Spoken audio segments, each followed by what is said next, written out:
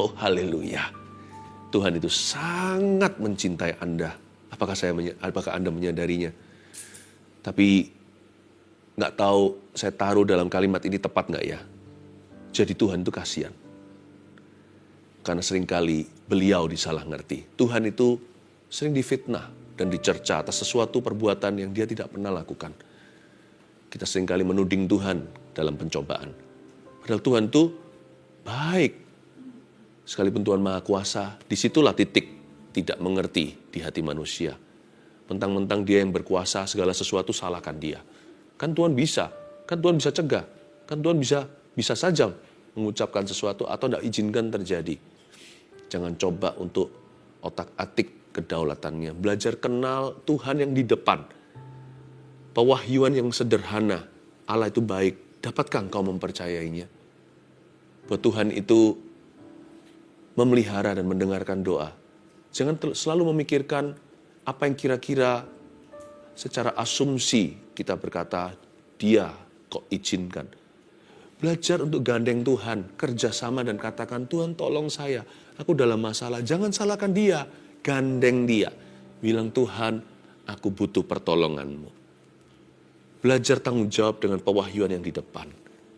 Nggak usah kita selidiki lebih jauh. Apa yang di depan kita adalah Alkitab. Itu cukup bagimu dan bagiku. Belum lagi isinya tentang kehendak Allah yang harus Anda dan saya laksanakan, yang seringkali kita bolong-bolong, bukan? Kalau mau selidiki sesuatu, selidiki diri sendiri. Karena itu hari ini saya mau dorong Anda semua untuk tidak taruh rasa curiga pada Bapa. Tapi belajar untuk melihat Dia sebagai sumber pertolongan kita. Karena itu saya memberikan satu judul yang tidak lumrah. Biasanya judul-judul yang saya berikan di saat teduh ini suatu statement atau pernyataan, yang ini pertanyaan. Ikut Tuhan banyak masalah, tanda tanya. Jangan lupa tanda tanyanya. Karena ini bukan pernyataan, bukan begini ya. Ikut Tuhan banyak masalah, bukan. Ikut Tuhan banyak masalah. Ikut Tuhan itu memangnya banyak masalah. Kenapa ikut Tuhan kok banyak masalah ya? Begitulah. Sebenarnya ikut gak ikut Tuhan itu banyak masalah. Bedanya adalah, nah di sini yang saya mau jelaskan lewat ayat firman Tuhan. Buka bersama dengan saya di Roma pasal yang ke-8. Ayat 31 sampai 39. Ikut Tuhan banyak masalah. Ya. Sebenarnya sama saja. Bedanya di Immanuel, Allah beserta. Orang yang gak punya Tuhan dalam masalah itu yang paling kasihan. Tapi kita yang punya Tuhan pun tetap banyak masalah. Tapi punya Tuhan. Kita baca ayat 31 sampai 39. Sebab itu, apakah yang akan kita katakan tentang semuanya itu? Jika Allah di pihak kita, siapakah yang akan melawan kita? Ia yang tidak menyayangkan anaknya sendiri, tetapi yang menyerahkannya bagi kita semua. Bagaimanakah mungkin Ia tidak mengaruniakan segala sesuatu kepada kita bersama-sama dengan Dia? Siapakah yang akan menggugat orang-orang pilihan Allah? Allah yang membenarkan mereka? Siapakah yang akan menghukum mereka? Kristus Yesus yang telah mati. Bahkan lebih lagi, yang telah bangkit, yang juga duduk di sebelah kanan Allah, yang malah menjadi pembela bagi kita, tanda tanya. Siapakah yang akan memisahkan kita dari kasih Kristus? Penindasan atau kesesakan? Atau penganiayaan, atau kelaparan, atau ketelanjangan, atau bahaya, atau pedang? Apa? Seperti ada tertulis, oleh karena engkau, kami ada dalam bahaya maut sepanjang hari. Kami telah dianggap sebagai domba-domba sembelihan. Tapi dalam semuanya itu kita lebih daripada orang-orang yang menang oleh Dia yang mengasihi kita. Katakan amin dulu. Amin. Sebab aku yakin bahwa baik maut maupun hidup, baik malaikat-malaikat maupun pemerintah-pemerintah, baik yang ada sekarang maupun yang akan datang atau kuasa-kuasa, baik yang di atas maupun yang di bawah, ataupun sesuatu makhluk lain, tidak akan dapat memisahkan kita dari kasih Allah yang ada dalam Kristus Yesus, Tuhan kita. Ya, ini judulnya di Alkitab kita keyakinan iman. Tetapi lawan kata keyakinan iman adalah meragukan. Bahkan berani-beraninya kita memfitnah Tuhan seringkali. Perkataan sia-sia itu sering muncul dari mulut kita dan mulut orang-orang di sekeliling kita. Karena itu Kita baca sekali lagi ayat 31. Sebab itu, therefore, oleh karena itu. Apakah yang akan kita katakan tentang semuanya itu? Lewat perkataan kita dibenarkan, dan kita juga bisa berdosa lewat perkataan. Sebab itu, ya sudah, kita semua punya banyak masalah. Terimalah sebagai fakta. Seperti saya katakan tadi, sebetulnya, sesungguhnya, orang yang ikut Tuhan Yesus dengan yang gak ikut Tuhan Yesus sama-sama banyak masalah. Ya. Tapi bedanya paradigma, cara pandangnya, dan cara percaya. Sebab itu, therefore, next, oleh karena itu. Apa yang akan kita katakan tentang semuanya itu? Oke deh, secara fakta, you and I, Anda dan saya punya banyak masalah. Sekarang, apa yang hendak kita katakan tentang semuanya itu? Apa opinimu? Apa pendapatmu? Lalu, pendapat Rasul Paulus di kalimat berikutnya. Jika Allah di pihak kita, siapakah akan melawan kita? Sama-sama tanda tanya. Ayat 31a diakhiri tanda tanya. Ayat 31b diakhiri tanda tanya. Tapi yang pertama tadi adalah sebuah pertanyaan. Yang kedua adalah sebuah keyakinan. Dia berkata, jika Allah di pihak kita, itu pernyataan. Itu cetusan iman. Siapa yang berani lawan kita? Tapi pengakuan orang-orang yang di sekeliling kita, seringkali pengakuan mulut kita sendiri, bunyinya beda. Ikut Tuhan banyak masalah ya. Ikut Tuhan Yesus itu loh, penuh pencobaan. Lalu, kenapa ya? Aku sekarang kalau melayani Tuhan kok malah justru mengalami banyak kesialan. Loh, itu sama dengan orang bilang begini. Coba ya, saya kasih sebuah ilustrasi yang sehari-hari. Saya ajak mikir sedikit ya. Jangan makan donat ya, kan ada lubangnya. Donat manapun ada lubangnya ya kan. Ya memang ada roti-roti yang berbeda-beda yang kayak namanya donat juga nggak ada lubangnya juga ada. Ini kan ilustrasi aja. Jangan makan donat karena ada lubangnya. Semua donat ceritanya ada lubangnya. Semua kita itu hidup banyak masalah. Tapi Tuhan donatnya, itulah bedanya orang yang lihat lubangnya sama donatnya. Sama orang yang lihat lubangnya sama yang lihat rotinya. Yesus itu roti yang hidup turun dari sorga.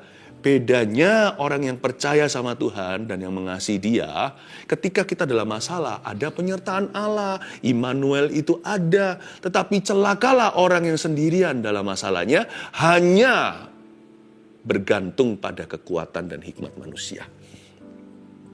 Itu perbedaannya. Nggak fair sebenarnya sih, kalau kita bilang ikut Tuhan saja. Hanya orang yang ikut Yesus yang banyak masalahnya. Sebenarnya tidak adil mengatakan demikian. Orang itu Kristen atau bukan, masalahnya banyak. Bukankah Tuhan sendiri sudah berkata kemalangan orang benar juga banyak? Ya, orang yang percaya dengan perkataan yang ginian sudah kena tipu muslihat setan yang paling kampungan. Soalnya ini nggak objektif pemikiran seperti ini. Ini cara setan menggodamu memikirkan dan tidak melihat gambar luasnya. Kalau mau perhitungan, mungkin keuntungan orang benar lebih banyak loh. Tapi manusia itu kan dasar makhluk negatif. Jadi yang bagus tidak tercetus. Yang positif tidak diperhatikan. Tapi sekali ada sesuatu yang negatif gitu, langsung digembar-gemborkan. Sebenarnya kita semua adalah a poor judge. Kita semua itulah adalah hakim yang payah sekali. Makanya jangan sampai kita yang menghakimi orang lain. Kita juga bukanlah hakim dunia ini. Kita bukanlah hakim di akhirat. Makanya Yesuslah yang disebut sebagai hakim orang yang mati dan orang yang hidup. Karena kita manusia itu bias sekali. Kita itu selalu subjektif. Kita terbawa perasaan kita, terbuai dengan sesuatu. Kalau kita mengalami sesuatu yang buruk, kita merasa kita yang paling malang di seluruh dunia. Semua berkat itu nggak ada. Kita lupa bahwa Tuhan pernah memberkati kita dan Tuhan masih akan memberkati lagi. Dan kita juga tidak bisa melihat karena kita manusia itu nggak bisa lihat masa depan. Jadi tidak pernah muncul dalam benak pikiran kita bahwa suatu kemalangan yang kita alami yang menimpa kita itu bisa lebih parah loh jika bukan Tuhan yang menyertai.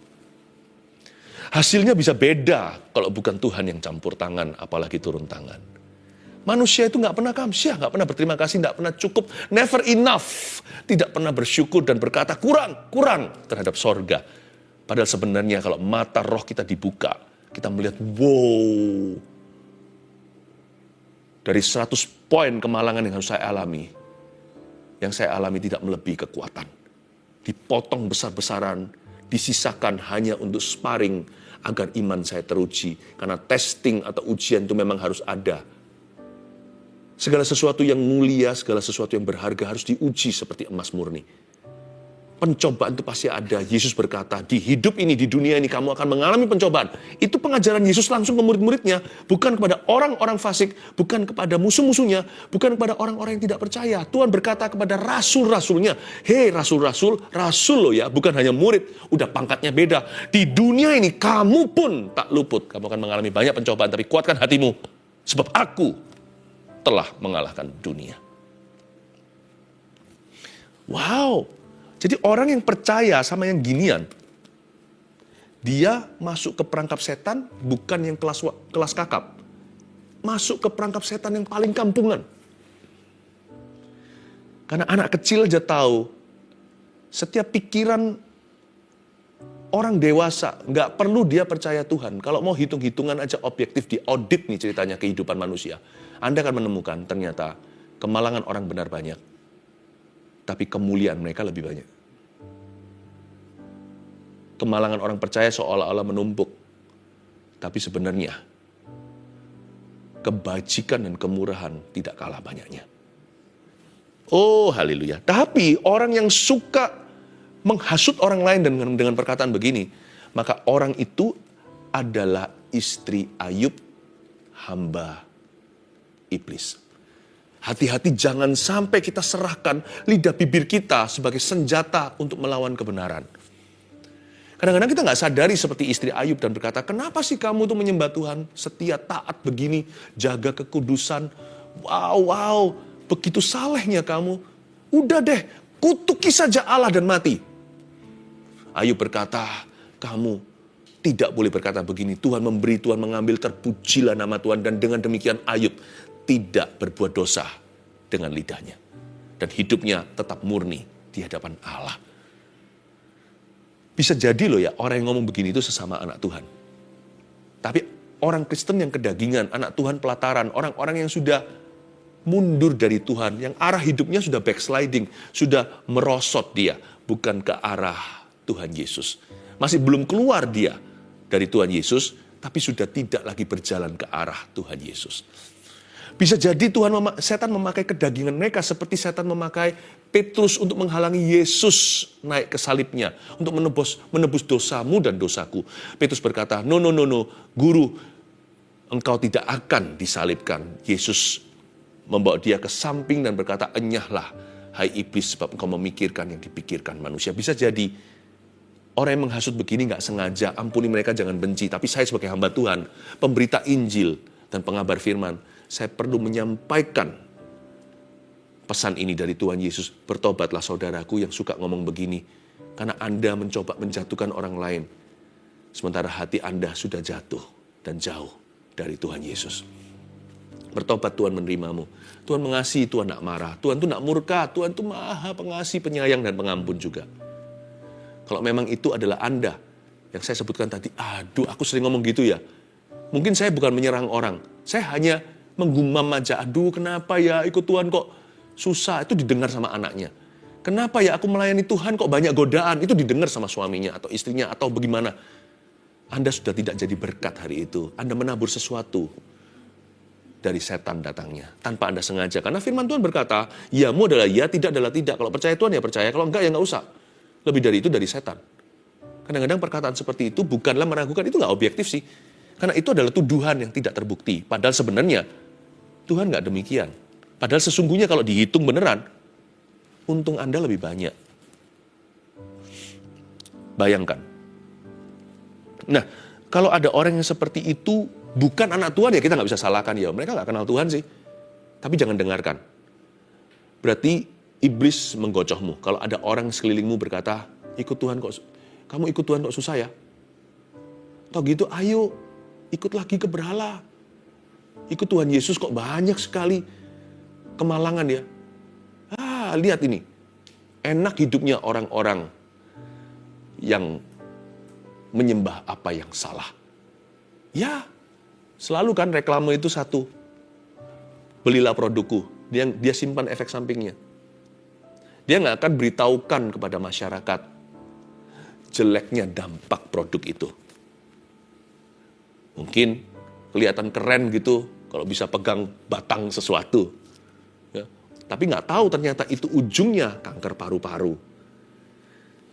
Kita makan yang manis-manis, tapi kan nggak pernah diceritakan ketika mereka diabetes atau ketika mereka sampai sakit gula, parah, bahkan ada yang meninggal dunia di rumah sakit, amputasi kaki. Kan nggak mungkin dimunculkan. Yang ditunjukkan hanyalah indahnya. Tapi faktanya, sebagian besar, bongkahan itu di bawah tanah. Supaya Anda merasa, supaya Anda tertipu. Demikianlah cara iblis bekerja. Bisa saja lewat utusan-utusannya. Orang-orang yang tidak kenal Tuhan Yesus, ampuni mereka, sayangi, doakan, tapi jangan percayai perkataan mereka. Percayalah firman, karena iman timbul dari pendengaran. Bukan dengar siapa saja, bukan dengar dari sumber yang salah. Iman yang benar itu timbul dari pendengaran akan firman Kristus. Dan firman Kristus melalui Paulus bunyinya, jika Allah di pihak kita, siapakah yang akan melawan kita? Wow, ini keyakinan yang kuat. Paulus, apakah hidupnya mulus? Coba baca di Kisah Para Rasul, Anda akan mengerti bahwa Paulus hidupnya penuh dengan penganiayaan, kesesakan, berapa kali di kapal karam karena Injil setiap hari. Dicatat di sini kan, oleh karena engkau kami ada dalam bahaya maut sepanjang hari. Digebukin, ditinggalkan dalam kondisi seperti setengah mati atau sungguhan mati. Oh, Paulus ini hidupnya banyak masalah.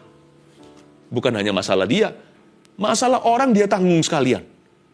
Tapi lihat, Paulus yang sama berkata, jika Allah di pihak kita, siapakah yang akan melawan kita?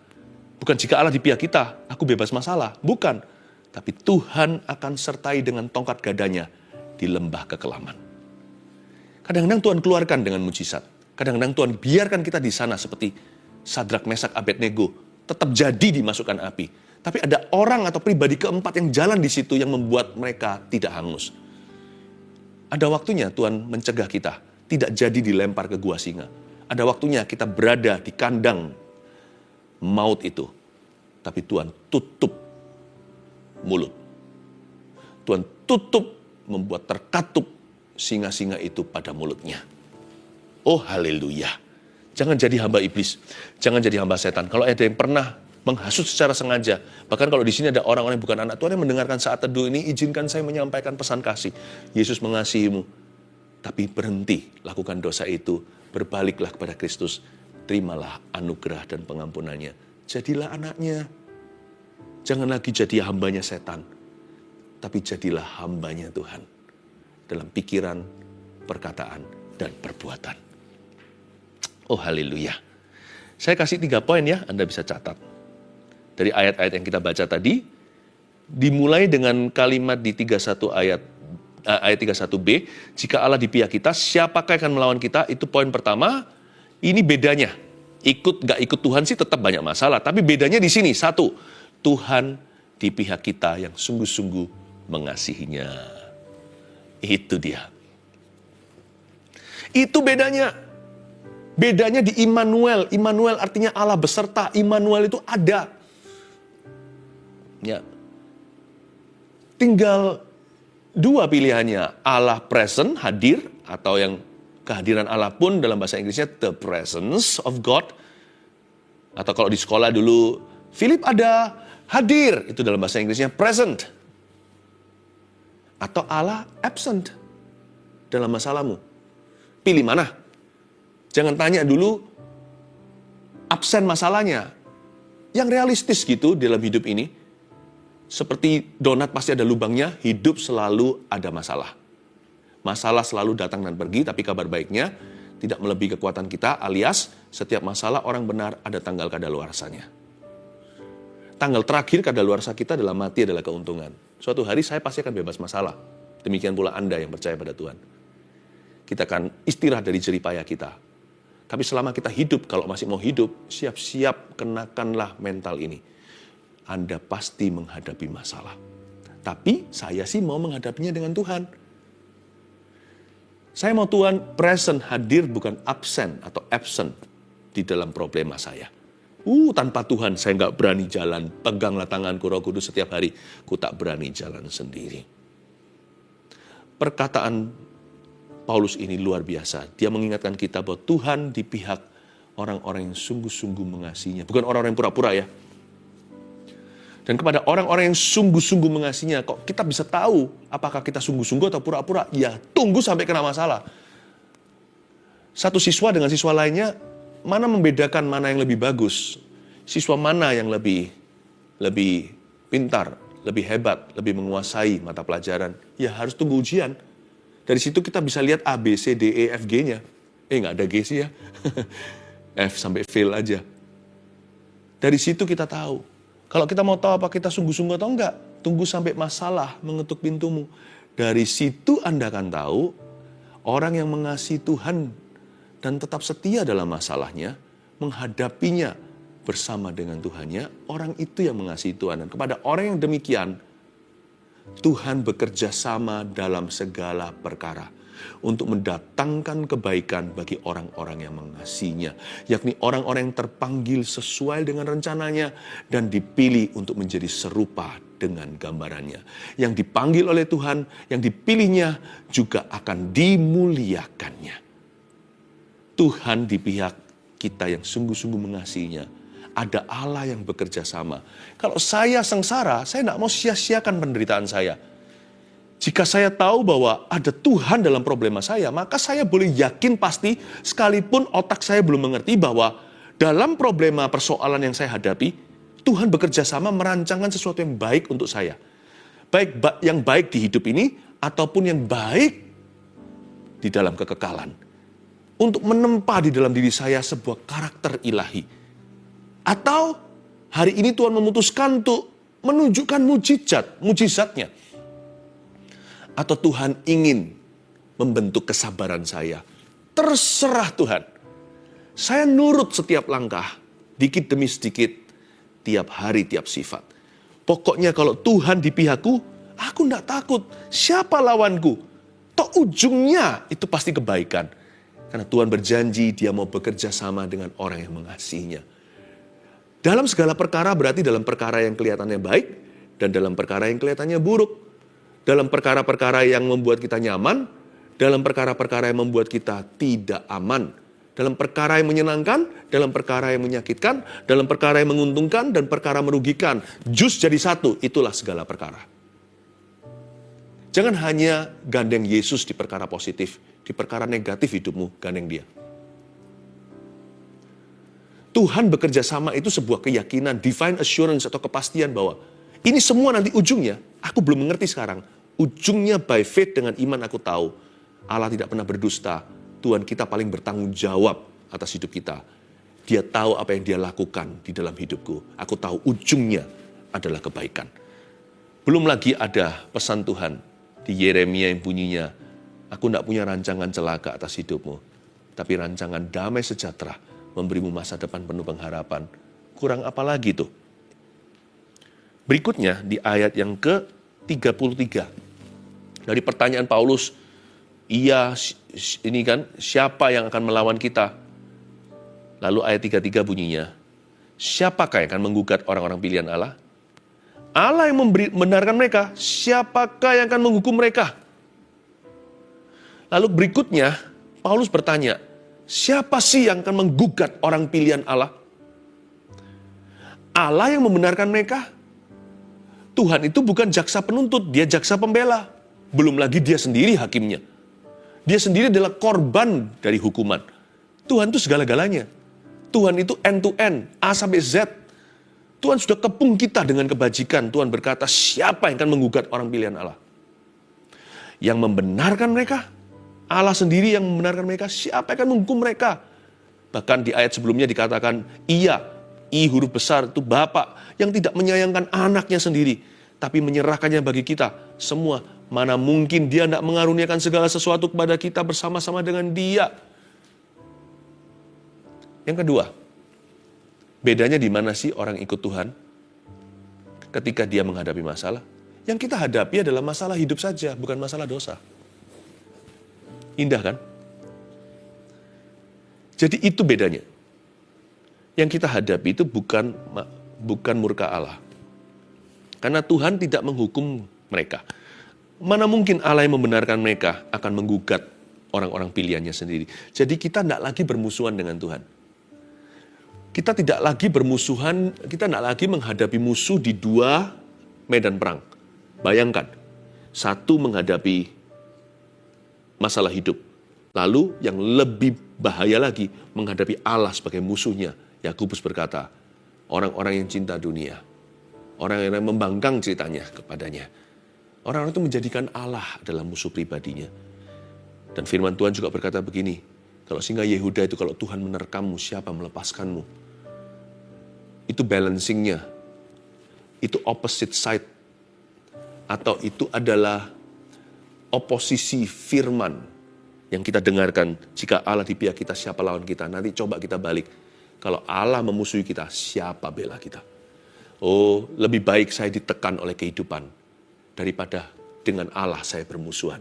Jadi saya sudah tidak lagi mengurusi urusan murka karena saya sudah bebas dari hukuman. Roma 8 ayat 1 bunyinya, There is therefore now no condemnation for those who are in Christ Jesus. Karena itu barang siapa ada dalam Kristus, tidak ada lagi penghukuman bagi dirinya. Yang kita hadapi adalah masalah hidup saja. Bukan masalah dosa. Saya jadi ingat Yakobus pasal pertama. Consider yourself blessed. Consider it pure joy if you fall into many trials. Anggaplah sebagai sebuah kebahagiaan jikalau kamu jatuh ke dalam pelbagai pencobaan atau berbagai-bagai pencobaan. Kata berbagai-bagai pencobaan atau pelbagai pencobaan itu adalah many trials dalam bahasa Inggrisnya. Artinya everyday troubles. Artinya adalah kesusahan sehari nggak melebihi sehari. Sesusah apapun juga kemoterapi atau sedang dalam tuntutan pengadilan atau sedang dimakan habis harta duniawinya. Itu hanya kesusahan sehari demi sehari doang. Memang stres sekali sih. Tapi hal itu hanyalah masalah kehidupan di dunia. Anda tidak punya masalah dengan Allah, itu harus bersyukur luar biasa. Allah di pihak Anda. Sebelum membela, mungkin sekarang di musimnya masih berada di fase mengayomimu. Nikmati rangkulannya, pelukannya sekalipun musuh masih menusuk. Tapi mereka tidak bisa berbuat sesuatu terhadap keselamatanmu. Mereka tidak bisa berbuat apa-apa terhadap keputusanmu atas keluargamu. Hari ini Anda memutuskan ada kasih, mereka tidak bisa berbuat sesuatu terhadap itu. Mereka bisa rampas apapun harta duniawi, mereka nggak bisa ambil love, joy, peace from you. Kasih, damai, sejahtera, sukacita nggak bisa diambil. Yang kita hadapi masalah, hanyalah masalah Yakobus pasal pertama. Everyday troubles only. Bukankah Tuhan sendiri berkata bahwa kemalangan orang benar itu banyak. Jadi yang kita hadapi hanyalah persoalan di luar, bukan yang di dalam. Aduh pusing 7 keliling keluarganya nih ceritanya. Aduh kita hadapi sesuatu, bisnis jatuh.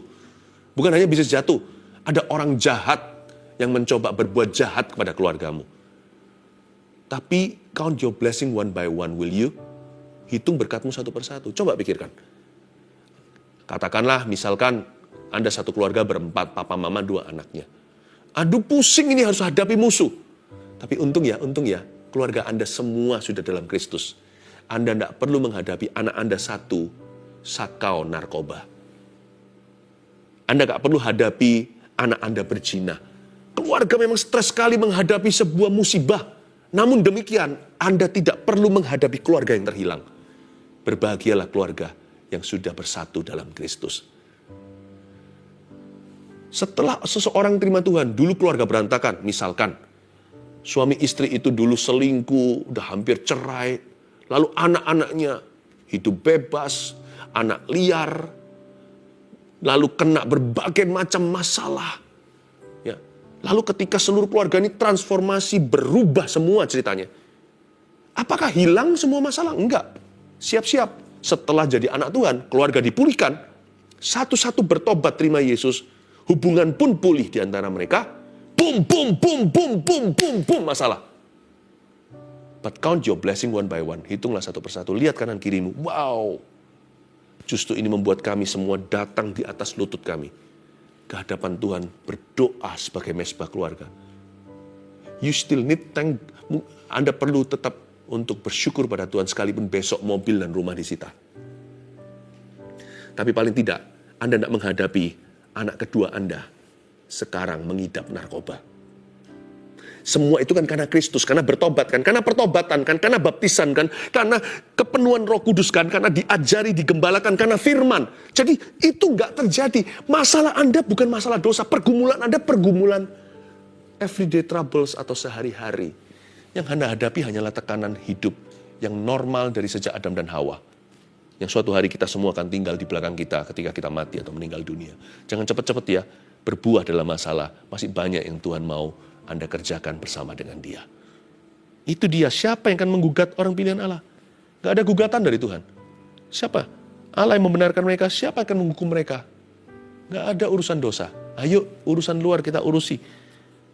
Bukan kekemalangan orang benar banyak, tapi Tuhan melepaskan mereka dari semuanya. Bukankah Tuhan berkata, di dunia ini kamu akan mengalami banyak pencobaan, tapi kuatkan hatimu, aku telah mengalahkan dunia. Bukankah dari zaman sekolah minggu kita sudah diingatkan lewat lagu, kalau yang sudah Kristen lama loh ya. Di dalam dunia ada dua jalan, lebar dan sempit. Mana kau pilih? Yang lebar api, jiwamu mati. Tapi yang sempit, hidup berglori. Kenapa ketika dewasa jadi orang Kristen kecewa? Karena hidupnya susah. Dari kecil di sekolah minggu sudah diberitakan. Lewat lagu, simple sekali lagu anak-anak. Di dalam dunia ada dua jalan. Ada yang lebar dan sempit. Lebar, jiwamu mati. Yang sempit, hidup berglori. Dari dulu kita sudah diberitahu, ikut Tuhan itu banyak penderitaan. Salah satu panggilan orang Kristen adalah menderita karena kebenaran. Jangan menderita karena digebukin sekampung gara-gara dia adalah maling ayam. Jangan menderita di penjara karena dia seorang koruptor. Tapi kalau kita mengikut Tuhan banyak godaan. Nggak ikut Tuhan juga banyak godaan. Tapi kita jatuh dalam godaan. Terakhir, dengan ini saya selesai. Langsung lompat ke ayat 38 dan 39. Ini bedanya ya. Sebab aku yakin bahwa baik maut maupun hidup. Nah, ini mulai bicara tentang akhirat. Baik malaikat maupun pemerintah-pemerintah. Itu bicara tentang alam roh. Baik yang ada sekarang maupun yang akan datang. Future, present. Atau kuasa-kuasa. Baik yang di atas maupun yang di bawah. Surga, neraka, ataupun sesuatu makhluk lain tidak akan dapat memisahkan kita dari kasih Allah yang ada dalam Kristus Yesus Tuhan kita. Jadi kita tidak akan berpisah lagi dengan Allah suatu hari. Secara fisik juga bahkan dalam tubuh kemuliaan. Karena kita ada di dalam Kristus Yesus Tuhan kita. Terakhir inilah bedanya orang ikut Tuhan dan tidak dalam hidup yang penuh masalah. Upah kita besar di sorga. Nomor 3. Bagi yang setia kepadanya. Mahkota kemuliaan menanti orang-orang yang menaruh harap kepadanya. Yang berharap kepadanya, yang setia sampai akhirnya. Sebab penderitaan kita di bumi ini, are you ready? Hanyalah sementara. Kemuliaan itu tidak ada bandingannya. Semua yang kau derita di dunia ini tidak setara dengan mahkota kemuliaan yang menantikan. Berbahagialah orang yang setia kepada Kristus sampai mati. 1, 2, 3, ini bedanya. Orang yang ikut Tuhan atau tidak. Sama-sama banyak masalah, tapi yang ikut Tuhan, Tuhan di pihak kita yang sungguh-sungguh mengasihi Dia. 2, kita hadapi masalah hidup saja, bukan masalah dosa. 3, upah kita besar di sorga jika kita setia kepadanya. Haleluya.